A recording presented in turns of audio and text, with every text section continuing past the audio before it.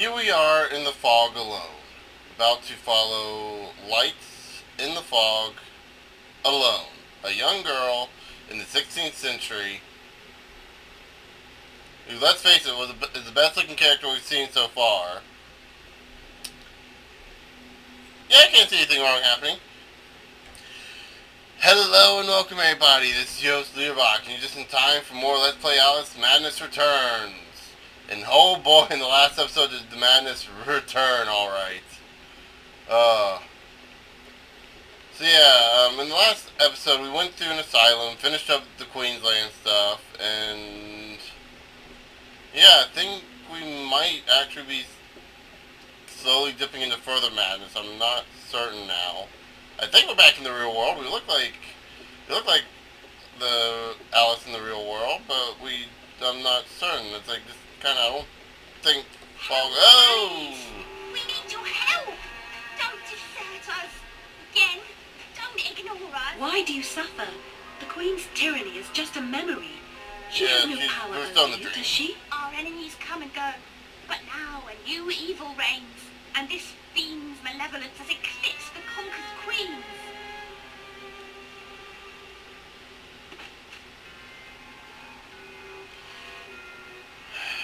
We're still insane.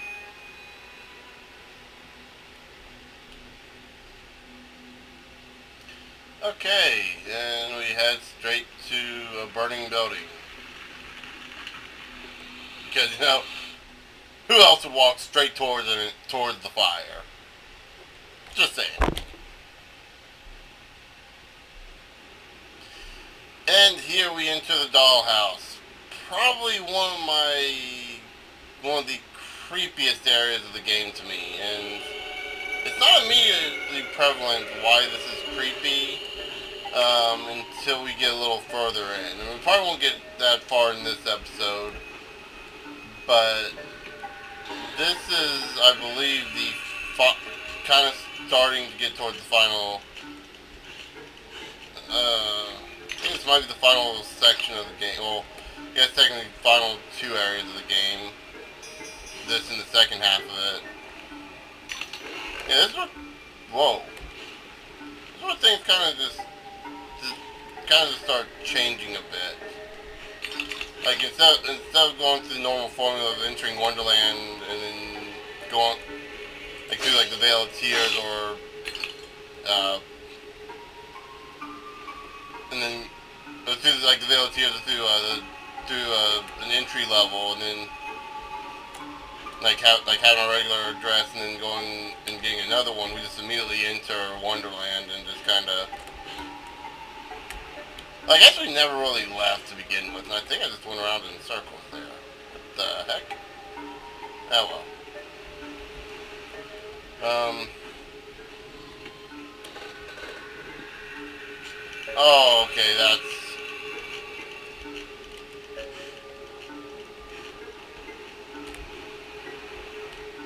There we go, that's what the problem was. I needed to go across here. There we go. So you notice that we can enter a bunch of little doll houses. That's pretty much going to be a major theme of this section, is just walking through the doll houses.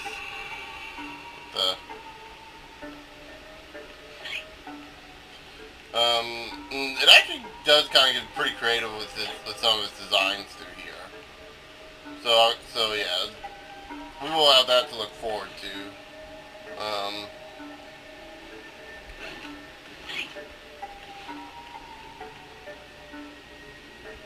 For now, this is going to take us. Do we have enough to upgrade something again? I'm going to say for the hobby horse. I want you all to at least see what the hobby horse looks like fully upgraded. Teapot cannon, I really could care less about. It all does is just the dial, or the, not the dial, is it called, no, the diode? The little indicator changes color and that's it. Ugh, bleeding eye, yuck. That's gross. There you see we opened a secret trap door.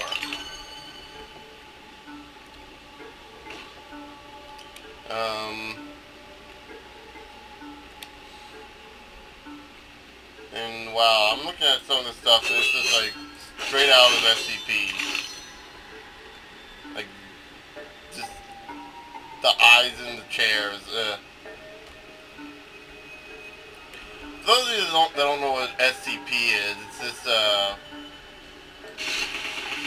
type in, I think SCP Foundation to Google, and there should be like a site that takes you called SCP, like the Foundation or something like that. It's a site where basically SCP stands for Secure, Contain, and Protect. And it's basically a bunch of these reports and stories about how this group called the Foundation have found and contained these really bizarre items. A thing that you might know about is like there's this game based around this thing called SCP Containment Breach. It's like this free game you can download where you're basically running from some of the more violence and there's a Jabberwock book. That's cool. Is that the book? Yep, that's the book. That's awesome.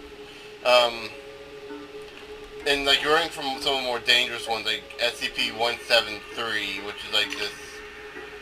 If you've seen Doctor Who and know what the Weeping Angels are, it's essentially that, but I guess worse. Like it snaps your neck instead of sends you back through time unless you live in the past or future or whatever.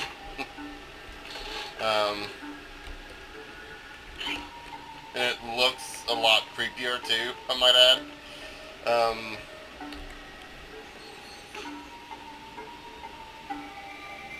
Seek and you shall find, they say. But they don't say what you'll find. I wonder. It's only that one section, okay. And here we finally get to fight something.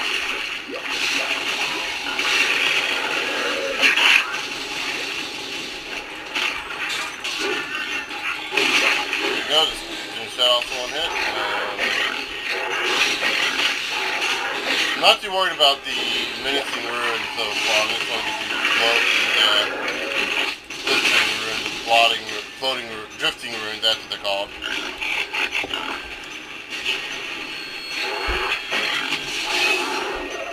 Okay, and we're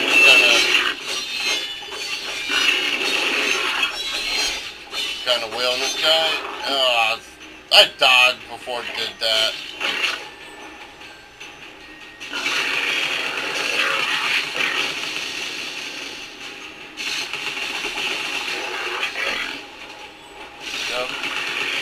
One thing you might notice if you try to fight this thing at range, it starts using range. That's the one thing I really do like about that. And wow!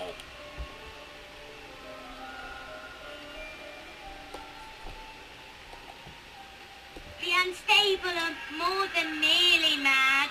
They have other parts. The Dollmaker will deprive them of what remains of their deranged soul. They need care. Dude, that's creepy. I know their pain.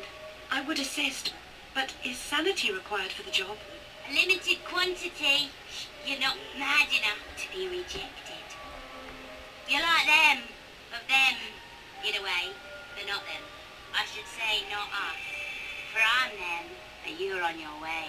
The way is clearly marked. I believe I know that way, and I'd rather not travel further along it. This is what Tim Burton would draw if he was in hell. Get inside. That's what Nightmare Before Christmas would draw if it took place in hell. And now we got that thing. I remember this creature now. I hate this creature so much. If I remember correctly, what you need to do is you need to get behind it and destroy those nails behind it. There we go.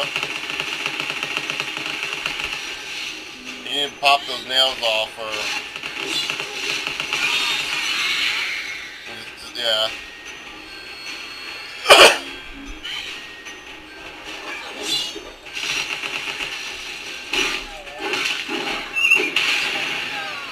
And we just turned her naked.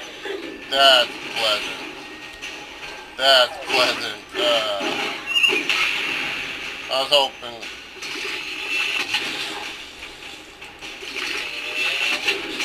At the very least, that's good to get away from her. And we need to have these things fully armored.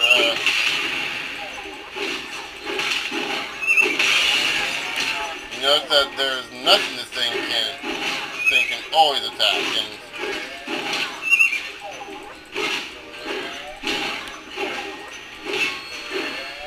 oh, you know, its heart is exposed.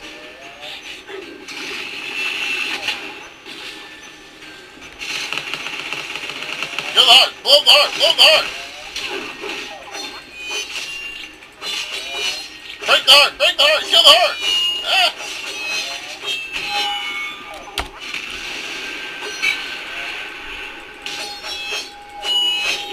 There!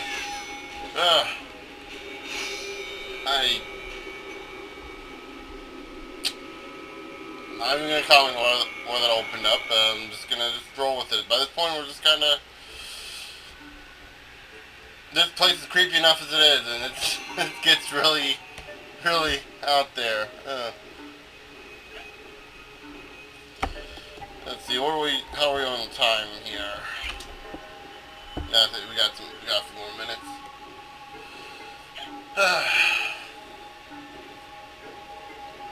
Yeah, this place is freaking creepy at times. And it looks neat. It looks kind of neat with the dollhouse aesthetic and the pencils being used. It looks it looks interesting. It definitely looks unique and memorable. It's just, you start seeing all the dolls and then the kids and then everything else. And like I said, there's something later on that we'll be seeing, and it's just yeah. There's gonna be a point where it's just gonna be like, I give up. I get into the madness. I'm officially creeped out. Like, it's gonna get you there. I have a friend who I showed the beginning parts of this game when I was replaying through it. This is the same guy who's going to give me the data eventually.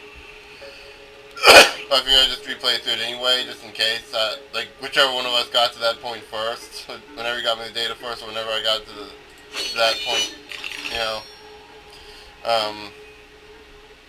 And I was showing it to him, and he's like, at the Mad Hatter part, he's like, yeah, no, I'm gonna get this game. This is like right down my alley of like, you know, kind of creepy aesthetic sort of thing. Like, and so yeah, I was like, I didn't even bother telling him about this part and how it can get really. I kept telling him it gets more and more creepy. Like it does. Self-reliance is a virtue. Now you've heard it. I like that. That's just kind of short and sweet to the point. Never thought I'd be saying the cat would be our one link to sanity. Just.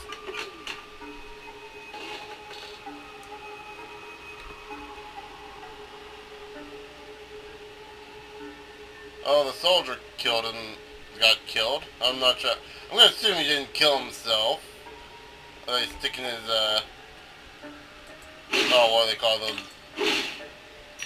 Bladed edges on the weapon. Yeah, those are, what are they? Shiv? No, not Shiv. I used to know what it was called. All I know is that for some reason nowadays it's considered as an illegal to use in war, which I can't find funny that you're putting laws on war. I mean, I guess the idea is to make it seem to be as civilized as possible with it. But again, you're talking about war. You can't really be all that civilized with it. I mean, guess like to keep people from suffering. I think that's a big thing, which, you know, I understand. It shows that you're not complete monsters, but no, honestly, what's going to stop some people from doing that? But a silly little law. I mean, their friends probably aren't going to rat them out. Though I guess if it gets too crazy out there, I guess they would. So yeah.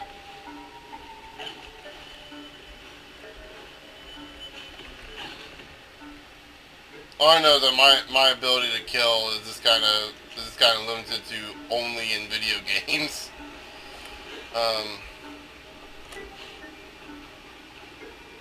Actually, speaking of which, I think I might have talked about this before.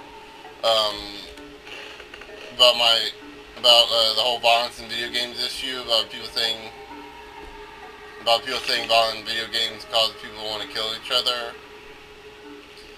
I think I mentioned this before, the psychology behind certain video games, like wanting you to kill people and then wanting you not to kill people. Like, say for example, like in Skyrim, or for me personally, like Fallout New Vegas, like I don't find myself wanting to kill people in there, but like because they make the characters, they don't make you want to kill the characters. I mean, unless they're complete assholes and jerks and stuff, I don't want to kill them.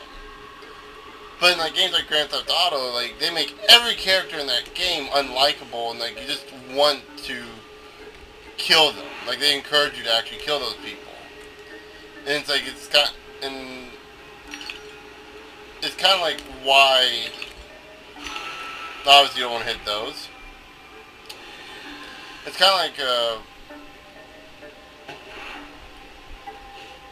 this whole thing is, it's why it's kind of silly to sit there and say video games cause people to be violent, when really video games is a civilized way to get rid of people, to vent our anger out.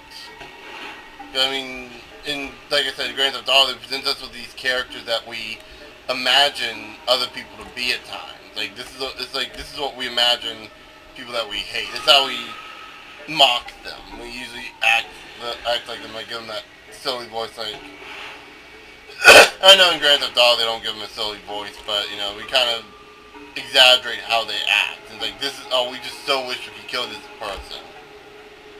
And it's like, you know what? They give us the means to do so. And there we have another doll.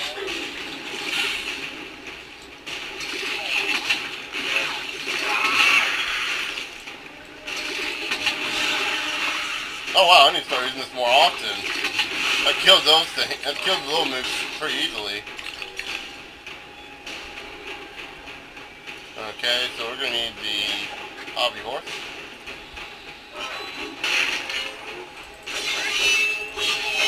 Oh no, do we? I guess for the first part we don't.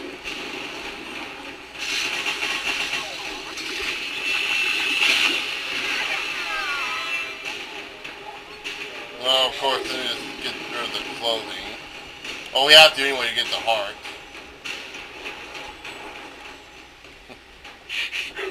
And it's cold. Oh, that'd be so adorable right now if it wasn't creepy as all hell.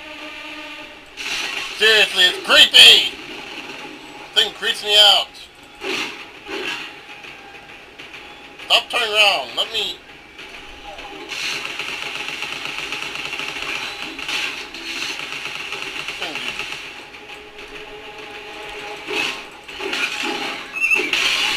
There, okay. And then just wail on it until it gets cold again. Stop that!